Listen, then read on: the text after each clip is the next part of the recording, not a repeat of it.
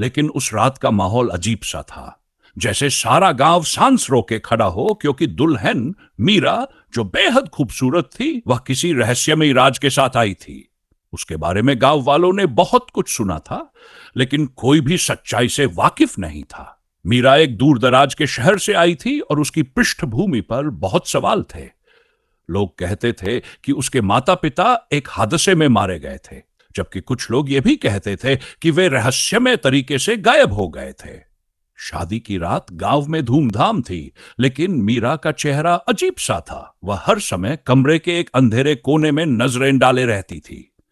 उसकी आंखों में एक अजीब सी शांतिपूर्ण और भयावह चमक थी। जैसे ही आधी रात को शादी की रस्में खत्म हुई और दूल्हा दुल्हन अपने नए घर के लिए निकलने वाले थे, अचानक मीरा का चेहरा बदल गया। एक पल में वह घबराई हुई सी दिखी, जैसे किसी भय से जूझ रही हो। उसने अपने पति से कहा, मैं तुमसे शादी करने नहीं आई थी। मुझे यहां लाकर तुम्हारे साथ जाने का क्या मतलब है? दूल्हा हैरान होकर कहता है, क्या हो गया मीरा? सब कुछ तो ठीक है, तुम चिंता मत करो। तभी गांव के कुछ बुजुर्गों ने उसे रोका। वे जानते थे कि मीरा की शादी में कुछ गड़बड़ है। तुम्हें नहीं पता मीरा कौन है? एक बुजुर्ग ने कहा, वो बस एक औरत नहीं, बल्कि एक आत्मा है, जो एक बार इस दुनिया से चली गई थी और अब वापस आई है। लेकिन मीरा ने दूल्हे का हाथ छोड़ दिया, और जैसे ही वह अपनी पुरानी स्थिति में लौटने लगी, उसकी आंखें काली हो गई। उसने फुसफुसाते हुए कहा, तुम्हें मैं हमेशा के लिए छोड़ दूंगी, लेकिन इसका बदला मुझे तुम्हारे घर में मिलेगा। इससे पहले किसी को समझ आता, मीरा और उसके पति दोनों अचानक गायब हो गए। उनकी गाड़ी भी वैसी की वैसी खड़ी थी, और मीरा के बारे में बात करने वाले लोग आज भी उस रहस्यमयी घटना के बारे में कभी कभी बोलते हैं। गांव वाले कहते हैं कि वह रात मीरा की आत्मा थी, जो अपनी शादी की रात को अपनी खोई हुई जान की तलाश में आई थी। कुछ दिनों बाद गांव में अजीब घटनाएं घटने लगीं। जिस घर में मीरा और उसके पति ने रहने की योजना बनाई थी, वहां रात को कुछ अजीब आवाजें सुनाई देने लगीं। लोगों ने सुना कि किसी महिला की चुपचाप चीखें आती है, जैसे वह किसी को पुकार रही हो। कई बार तो रात में खिड़कियां अपने आप बंद हो जाती और दरवाजे खटखटाते। गांव वाले ये मानने लगे कि मीरा की आत्मा घर में फंसी हुई है, क्योंकि उसकी शादी अधूरी रह गई थी। किसी ने बताया कि वह मीरा का ही चेहरा था, जो रात के अंधेरे में घर के अंदर इधर उधर घूमता हुआ दिखाई देता था। एक रात गांव के कुछ लोग डर के बावजूद उस घर तक पहुंचे। उन्होंने घर के भीतर जाने का फैसला किया। जैसे ही वे अंदर पहुंचे, वे हैरान रह गए। घर की दीवारों पर खून से लिखे हुए शब्द थे, मुझे छोड़ दो और बदला पूरा होगा। हवा में गहरा सन्नाटा था, जैसे घर में कोई नहीं हो, लेकिन अंदर छिपी एक सिहरन थी। तभी एक जोर की आवाज आई और कमरे में एक सफेद साड़ी पहने काली आंखों वाली महिला का चेहरा प्रकट हुआ। वह मीरा थी, लेकिन अब वह किसी दूसरी दुनिया से आई आत्मा बन चुकी थी, जिनकी आंखों में गहरी तावली और काहे थे। उसकी आंखों से आक्रोश और दर्द की झलक साफ नजर आ रही थी। तुम लोग क्यों आए हो? मीरा ने अपनी मीठी लेकिन खौफनाक आवाज में कहा। तुम लोग नहीं जानते, जो शादी अधूरी रह गई, वह अब भी मुझे परेशान कर रही है। मुझे मेरे पति से बदला चाहिए। गांव वालों ने डरते डरते कहा, हमने तुमसे कोई बुरा काम नहीं किया मीरा, हम बस तुम्हारी मदद करना चाहते हैं। मीरा ने अपनी आंखें तिरछी की और फिर उसके हाथ हवा में लहराए। कुछ सेकंड के अंदर उस घर का माहौल और भी अंधकारमय हो गया।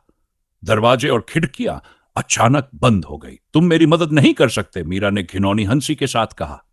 अब मेरा बदला पूरा होगा और अब कोई नहीं बच सकेगा। आखिरकार गांव वाले किसी तरह वहां से बाहर निकले, लेकिन मीरा की आत्मा उस घर में हमेशा के लिए रह गई और उसकी कहानियां अब भी गांव में सुनाई देती हैं। कहते हैं कि उस घर के पास से गुजरने वाले लोग आज भी मीरा को महसूस कर सकते हैं, और कुछ रातें तो लोग उसकी चीखें भी सुनते हैं।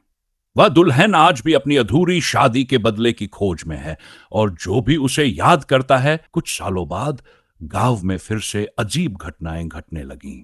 जो लोग उस पुराने घर के पास से गुजरते, उन्हें कभी कभी सफेद साड़ी पहने एक महिला का साया दिखाई देता, जो धीरे धीरे अंधेरे में खो जाता था।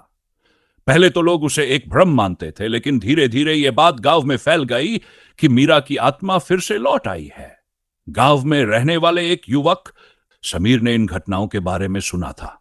वह बहुत साहसी था और मानता था कि कोई भी चीज बस डर की वजह से ज्यादा डरावनी लगती है। उसने ठान लिया कि वह खुद मीरा की आत्मा का सामना करेगा और उसका राज जानने की कोशिश करेगा। समीर उस पुराने घर तक पहुंचा और उसने सोचा कि अगर वह सचमुच मीरा से मिल सके तो वह उसके शाप को तोड़ सकेगा। रात का समय था और पूरा गांव सो रहा था। घर में घुसते ही उसने देखा कि हर चीज वैसी ही थी जैसे पहले थी। दीवारों पर धुंधले खून के निशान, खिड़कियां आधी खुली और अजीब सी खामोशी।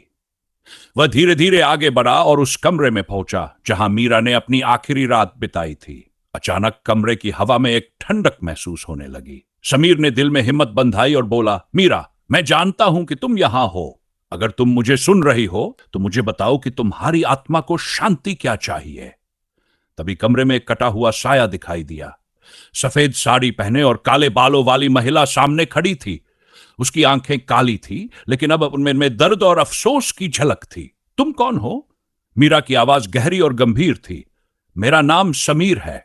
मैं जानता हूं कि तुम शांति चाहती हो। मैं तुम्हारी मदद कर सकता हूं, समीर ने साहस दिखाते हुए कहा।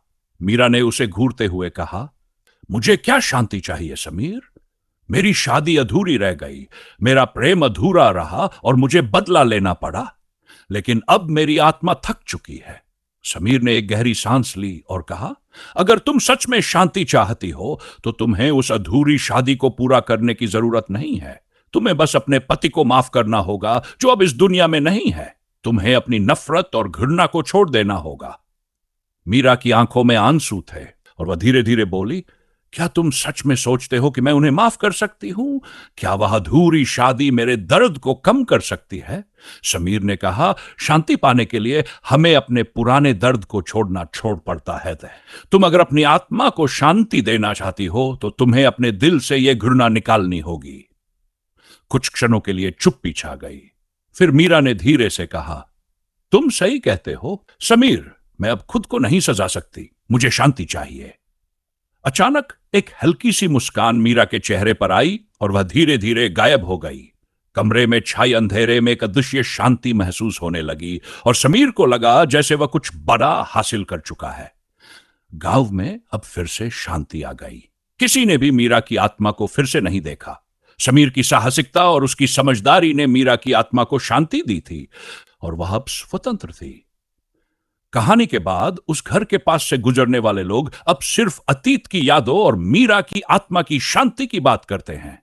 अब गांव में कोई उस डर से नहीं जीता था, बल्कि सब मीरा की कहानी से यह समझते थे कि कभी कभी हमें अपने दर्द और घृणा को छोड़कर आगे बढ़ना चाहिए ताकि हम शांति पा सकें।